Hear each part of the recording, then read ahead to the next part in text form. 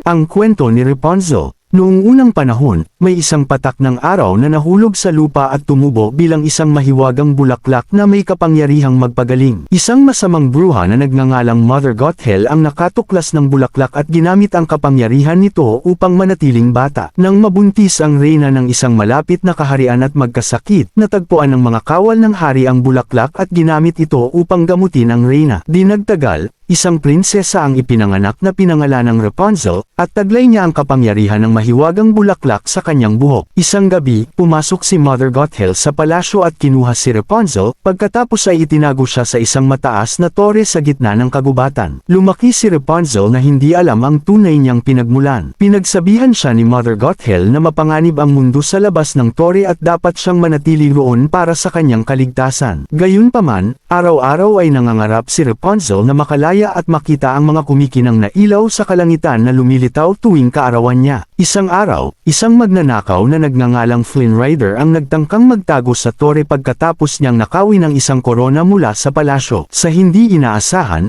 nakasalubong niya si Rapunzel. Matapos magapi ni Rapunzel si Flynn gamit ang kawali, nagdesisyon siyang gamitin si Flynn upang makatakas at makita ang mga ilaw. Sa kapalit ng korona, pumayag si Flynn na samahan siya. Sa kanilang paglalakbay, nakatagpo sila ng iba't ibang tauhan at nakaranas ng iba't ibang pakikipagsapalaran. Unti-unti, napagtanto ni Flynn ang kabutihan ni Rapunzel, at ganun din si Rapunzel kay Flynn. Sa bandang huli, napagtanto ni Rapunzel na siya ang nawawalang prinsesa ng kaharian nang makita niya ang mga simbolo ng hari at reyna na tulad ng simbolo na naalala niya mula pagkabata. Samantala, natuklasan ni Mother Gothel ang pagtakas ni Rapunzel at gumawa ng plano upang ibalik siya sa tore. Nang bumalik si Flynn upang iligtas si Rapunzel, nasugatan siya ni Mother Gothel. Upang mailigtas si Flynn, nagdesisyon si Rapunzel na sumama kay Mother Gothel basta't papayagan siyang pagalingin si Flynn. Ngunit sa halip na hayaan si Rapunzel na magpasakop muli, ginupit ni Flynn ang kanyang buhok, nawala ng kapangyarihan si Mother Gothel at bumagsak mula sa tore,